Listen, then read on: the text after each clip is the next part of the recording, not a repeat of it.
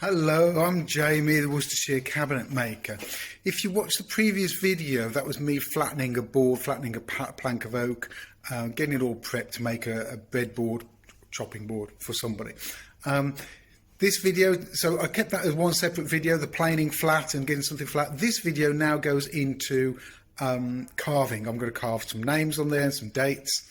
I'm also going to do the edge of the board in a different way, a way that's not normally done, the way I do it. So I need to explain. The way I work the job is I do some carving, then I go to finish the edge of the board, or I do some work on the edge of the board, then I return back to the carving, and I build the whole board up, keeping an eye on the time because some of these jobs are done to budgets. So I do as much as I can quite quickly, and then I finesse it. I take my time. So this video and the next video will show you an introduction to it and the way I do that, and then the next video will show the finishing, and you'll see how I finish it off and sort it out. Not a bad video. I'm quite pleased with it. Some voiceover stuff which I'm doing now, which is making things a bit easier, saves typing it all out. I'm getting the hang of this, but don't forget, please like and subscribe. Buy me a coffee is important if you can. Share, spare some. These videos take longer, much longer than the actual jobs, and that's a pain in the neck. Anyway, watch this. It's not bad. So just to recap, this is the original video, cutting the board down, planing it off, getting it flat. Right, so Zeta and Damien, underlined, and then I put a line on the board where I want it. PVA on the back, glue it down. Not much PVA, thin PVA. Same with the date down here. Leave it overnight. So what I've got here is it's almost like an easel for me to carve on. It's quite solid. As you can see, it's made out of big chunky pieces of timber. And I clamp the board to this and I can carve on it. Holds it at a great angle. And the angle's adjustable so I can get it just where it's comfortable. So as I've said in the description, these videos are about real projects. They're not just showpieces for you. And I spent ages trying to get the camera in the right place so that you guys could see what I was carving. It needed to be upright so you could see the name the right way round. I tried it the other way round, it didn't work. Further above you couldn't see as well. And as you can see, I twist the chisel around. This is a V tool I'm using.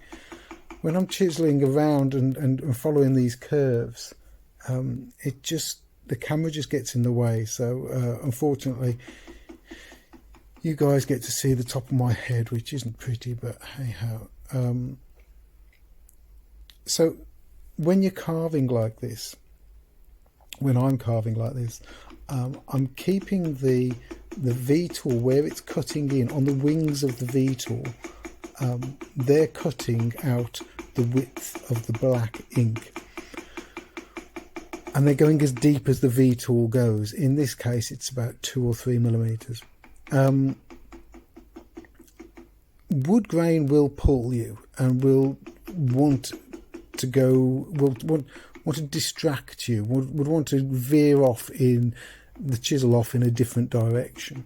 So when I'm doing this, that hand, my holding the chisel, is doing a very good job of controlling. It may not look like I'm holding it firmly. I might not be holding it firmly, but I'm doing a good job of making sure that the chisel goes where I want it to go and not where the wood wants it to go. So ampersands are great, spinning round, curving it round, and I do twist the chisel around in my hand. You'll see that the chisel twists, so the V isn't a perfect V if you could look through its section. In some cases it's more like it almost goes more like a lazy L. Not a lazy L. Yeah, like a lazy L. Anyhow, I just keep following it around. I've done this process, which is I've adapted from some Japanese carving I saw a while ago, woodblock carving, and I've done this for a while now, and it saves so much time in setting out. And when you're setting things out, that takes ages, and you don't really get paid for that. So this is a better way that I enjoy doing. So there you go, you can see me just curling around, and you have to keep your chisel. So if you see me stop and start, it's probably because I'm honing that chisel. I'm stropping the chisel a bit more to keep that edge, to make sure it cuts really well through this oak.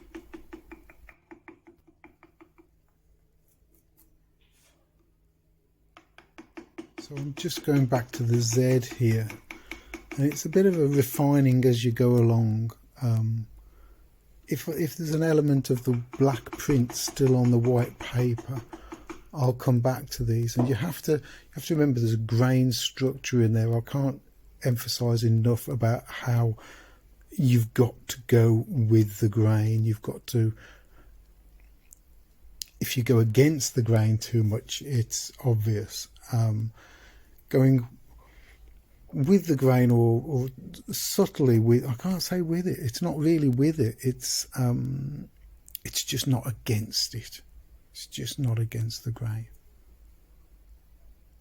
So it's coming together. I do tend to have this thing, I used to, I don't think I did it on here.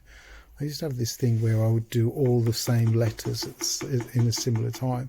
So if it's a long quotation I'm carving, I would do all the A's and all the E's and all the I's. And that way you know there's a uniformity between each of those letters. And I just enjoy doing that. It means you get through the job a bit quicker because, you know, you've just done 3 E's, but you've done, by the time you've finished doing it like that, you've got rid of a few more letters and you get through the whole quotation much quicker. Lighting, so important. So to get the light where so that it's creating shadows, makes it much clearer. And here I'm using a very sharp little marking knife I've got. Again, I strop this knife regularly, and it's great for just cutting some detail in. It bends. There's a slight bend in this knife, which is really comfortable and really nice. So I do enjoy using this one. So next time I do any carving like this, I'll work harder on improving this camera angle, get much closer so you can see the letters. This is in a way an introduction to technique. You can see what I'm doing, you can see it's a good overview, but next time I'm zooming in, I'll get it right, and then maybe I'll make a playlist of my letter carving. I think that would be a pretty good idea, useful for anybody who is interested in the way I carve letters. I'm not professionally trained, this is just the way I do it.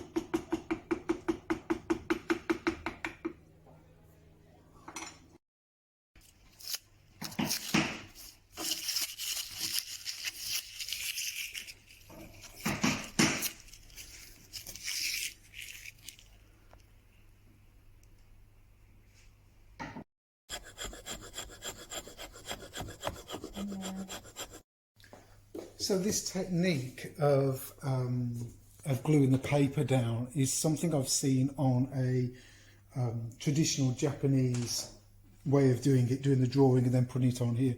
I've sort of adapted it for so that I can use Microsoft Word and I can get the layout and choose the font. It saves a process, but it doesn't necessarily make it easier to carve. The grain still pulls you around. There's still a piece of wood under there. It's not easy just because it's typed out there and it's done like that. It still takes quite a bit of effort. Do you want to have a look at the one that's, let me show you, you stay there. Can you see that one? See, that one's done now. And there are bits I'm happy with and bits that I'm not happy with on there, but I'm not going to go into that. But yeah, it gets the layout, it gets the straight line, it saves drawing it all out. It makes it more affordable. If I don't do this method, I've done it the other way where I draw it all out and it takes ages. The setting out takes absolutely ages. So it just makes it more affordable, brings me more customers. It's not a bad way of doing it. Right, let's put you back and we'll do some of this. Yeah, you're back on, you can see. Right, I don't necessarily start here and start there. I sometimes work from right to left, so it's good to get the chisel in. And what I'm after is the taking the whole line out. And you stick to how you're going to do it. So when I'm going around here, I have to twist the chisel around.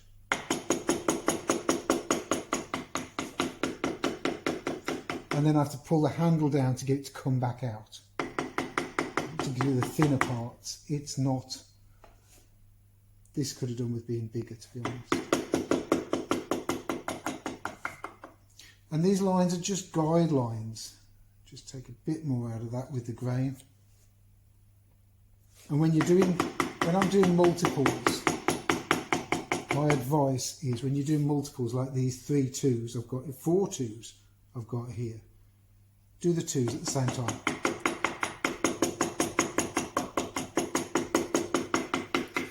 Little taps, bring the chisel out for that thin part there, come round here, get it in, take it up to the thin bit at the top. This will all get tidied up. I found, oh, I'm going to do this other 2, aren't I? Zeros are fun. Let's get this out of the way, then we'll do the 0.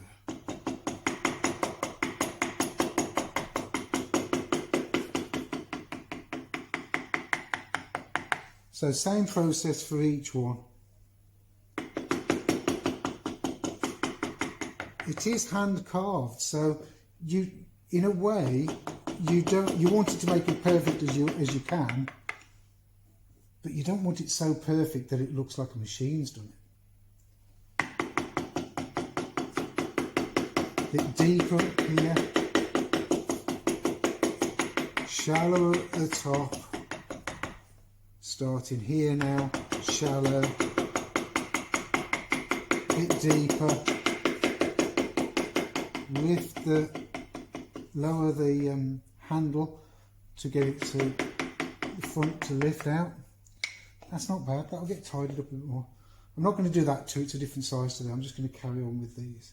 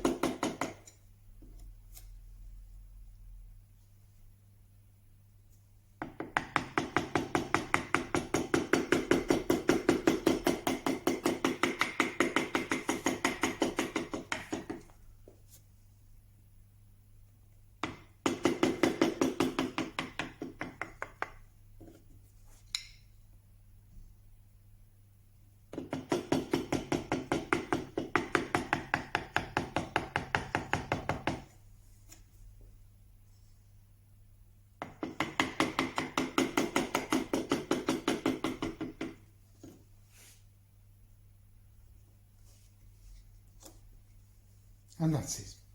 So I'll carry on with this. I'll get back to you in a bit.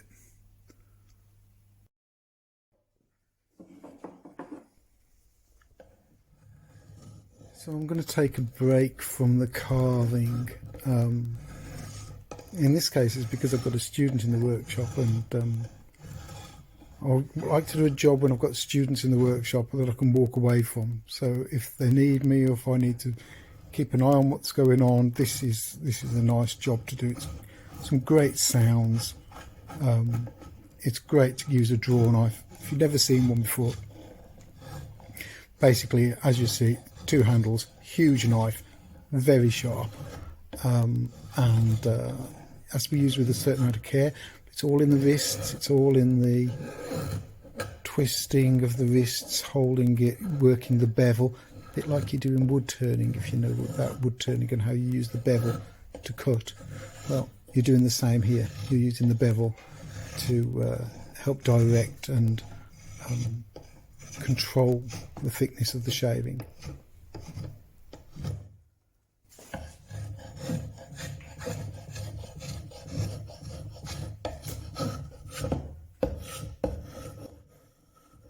So this board is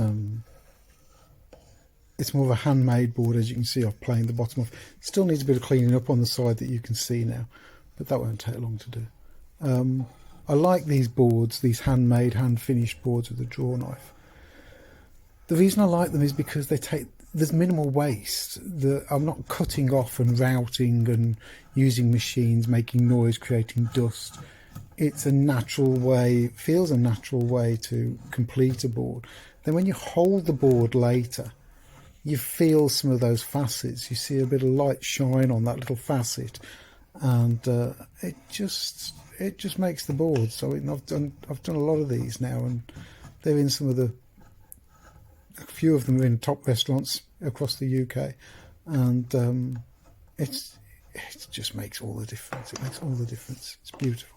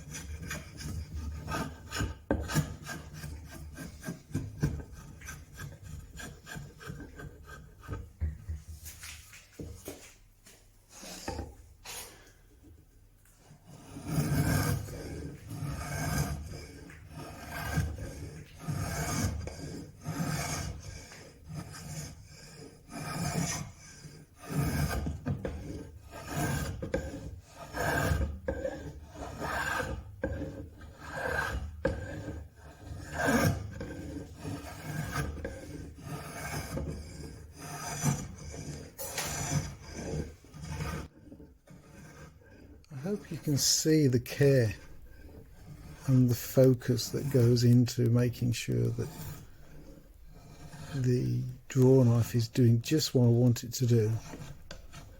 When you're going over some of those little bumps that are in there from the initial cutting of the plank, it does bounce around a bit, and you do have some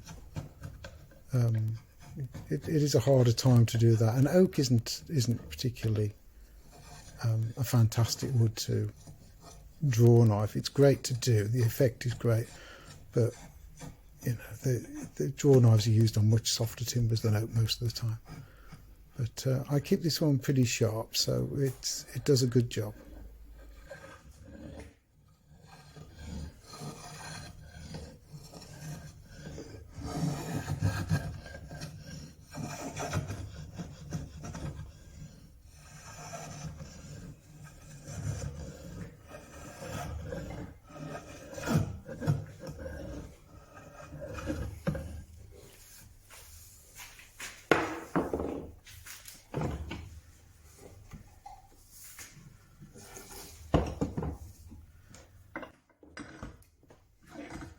Now, this is a tricky cut, and I could have done it the other way round, but actually it doesn't do a bad job.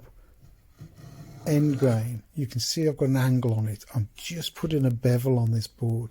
I don't want to sand all the corners, but shape them with sandpaper and whatever. I will go over it with light sandpaper to just take the arises off, to take the little sharp edges off, but that'll be fine sandpaper, and that'll be finishing. This is just to soften those end grain edges and make them comfortable and nice to hold. This is the next thing that I do. And the only thing I don't like doing about this is the fact that it's quite high up in the vise. But pulling these corners off. It's sharp, it's sudden, you're creating facets. I suppose you're doing a diamond cutter would understand this. You've just putting on facets that make the radius. It does finish the corners. It makes them really strong and tough. So if you've seen one of the outtakes before, you've seen this board bounced on the floor, and it didn't do much damage at all. But you'd think it would, and that's the good thing about these solid boards. But now onto the second one, and just pulling those corners off.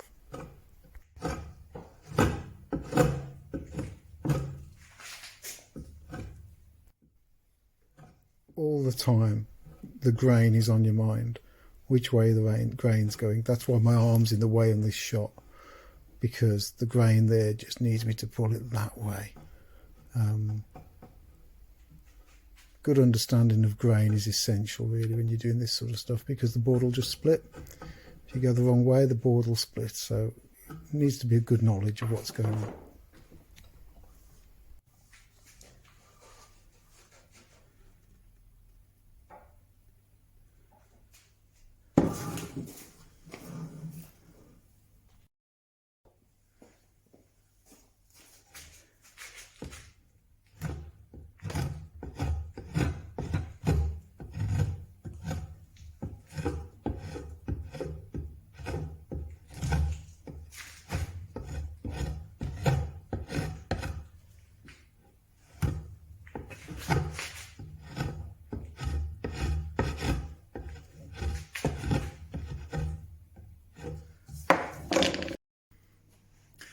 So it's coming on. What I'm going to do now is I'm going to stop the board now and make another part, because I've still got some more carving to do. I've got some surface work to do. So I'll stop this video now, and there'll be a part 3 in a few days' time. Cheers. Oh, please, if you can, like, subscribe, share, buy me a coffee. There's a PayPal link as well now. If you can, then it's much appreciated. Cheers.